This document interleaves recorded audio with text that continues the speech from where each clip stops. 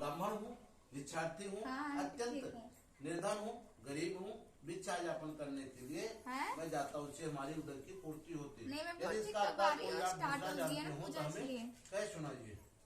ब्राह्मण 5-6 मिनट पर दया करने वाले वृद्ध रूप भगवान कहते हैं।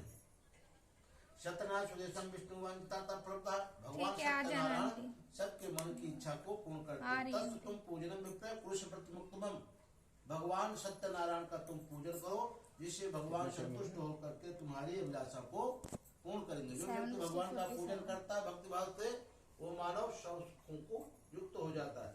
विधानम चावृतस्यापि सत्यनारायण सुदेशम विद्येतम, वो ब्राह्मण कहता है प्रभु मैं भगवान का पूजन भी नहीं जानता हूँ, इनके विधि नहीं जानता हूँ, इनके पूजन में क्या सामग्री लगती है उसको भी नहीं जानता, और मेरे पास इतना धन नहीं है कि मैं भगवान का पूजन करूँ। यदा मैं संस्कृत होते ब्राह्मण संचित विप्रोरातो जलधमान, अब भगवान के द्वारा वह पूजन की विधि और सुन करके उसे रात्रि में ब्राह्मण को नींद नहीं आई, केवल यही विचार करता था कल मैं सुबह उठते ही जो भिक्षा मिलेगी उससे भगवान का पूजन का सामान लाऊंगा और पूजन करूंगा। प्रातः काल समुत्थाय सत्यनारायण व्रतम करिष्ये संकल्पम भिक्षार्थम मग्मुग्धः, प्रातः काल उठ करके वो ब्राह्मण उस नगरी को गया जिस नगरी में धन की बहुत लबालब पड़ा। अन्य दिनों के अपेक्षा उस ब्राह्मण को दुगना धन की प्राप्ति हुई। वो प्रसन्नचित्त होकर के भगवान के पूजन की सारी सामग्री तस्मिन जय वो ब्राह्मण भगवान के पूजन की सारी सामग्री को लाया और बड़े हर्ष के साथ भगवान का पूजन संपन्न किया। ब्राह्मण को बुलाया और अपने भाई बंधुओं को बुला करके पूजन किया। इन लोग तस्य व्रत प्रभावेण पृथिव्याम संकरिष्यति, इस व्रत के प्रभाव से इस पृथ्वी लोक के सारे सुखों को भोग करके चांते सत्यपुरम ब्रजेत, उस सत्यपुर को गया। एक दिन एक लकड़हारा लकड़ी के गट्ठे को लेकर जंगल से आ रहा था। उसी समय प्यासा था, वो अपने घर में भगवान का पूजन कर रहा था। ब्राह्मण घर के सामने लकड़ी के गट्ठे को टेक करके जैसे अंदर गया, देखता क्या सत्यनारायण सुदेशम व्रतम सर्वे तुरष्टः दृष्ट्वा तुम लब्धुम राचः, अंदर जैसे ही गया वो देखता भगवान का पूजन होगा। पूजन स्थल को देख करके नमन किया, प्रणाम किया और प्रसाद लेकर के जल पान किया। पूछता भैया आप ये किनका पूजन करते हैं? ब्राह्मण कहते हैं कि हे भाई हम भगवान सत्यनारायण का पूजन करता हूँ। जो आप हमारे घर में वैभव देख रहे हो, धन देख रहे हो, सुख देख रहे हो, केवल इसी व्रत का प्रभाव है। प्रभावेण धनपुत्रो भवेत, केवल इसी का प्रभाव है। वो लकड़हारा भी मन में विचार करके कि मैं भी भगवान का पूजन करूंगा। जगाम नगरे रम्ये तनेनाम तत्तंधो, वो लकड़ी के गट्ठे को लेकर के उस नगरी में गया जहाँ धनवान लोग निवास करते हैं, और अन्य दिनों की अपेक्षा चौगुना धन की प्राप्ति उसे हुई।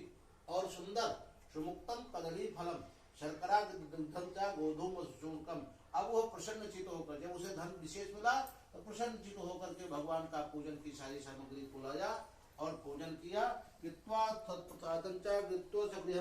और प्रसाद को सामग्री लेकर के अपने भाई बंधुओं को बुला करके भगवान का पूजन किया। तद व्रत प्रभावेण धनपुत्रो भवत्, इस व्रत के प्रभाव से वो लकड़हारा भी धनवान, पुत्रवान, ऐश्वर्यवान हुआ और अपने नगर को सुख सुविधा को प्राप्त करते हुए चांते सत्यपुरम ब्रजेत, अंत में सत्यपुर को गया। इसलिए स्कंद पुराणे रेवाकांडे श्री सत्यनारायण व्रत कथायाम द्वितीयोध्याय संपन्ना वृंदावन की जय।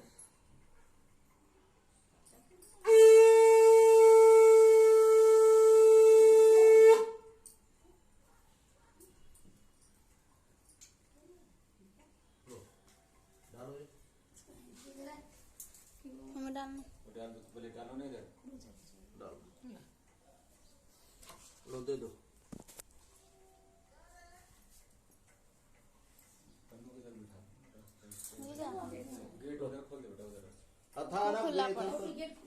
अब किसने किया था? तीसरे अध्याय में पुनरग्रे संप्रवक्षामि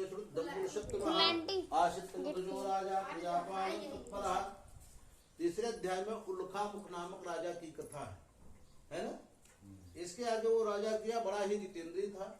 जितेंद्रिय है सत्यवादी देवालय प्रति, वो राजा वो जितेंद्रिय था, सत्यवादी था। देवालय में नित्य जाकर के मंदिर जाता था। देवालय माने मंदिर, मंदिर। देव आलय देवालय है। ये देवालय में जाकर के भगवान का नित्य पूजन करता था। दिने दिनित्वा धुंधोष्य, और प्रतिदिन ब्राह्मणों को संतों को दान दिया करता था।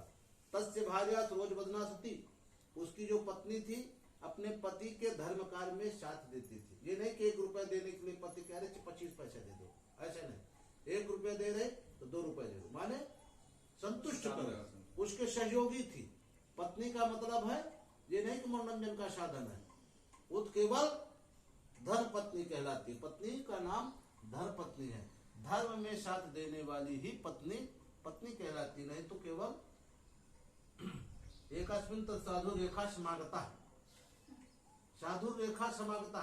एक दिन वो मन में विचार किए, दोनों मन में, कि उनके कोई संतान दोनों राजा के नहीं थे। भद्रशिला नदी तीरे छत्र, भद्र माने अच्छा।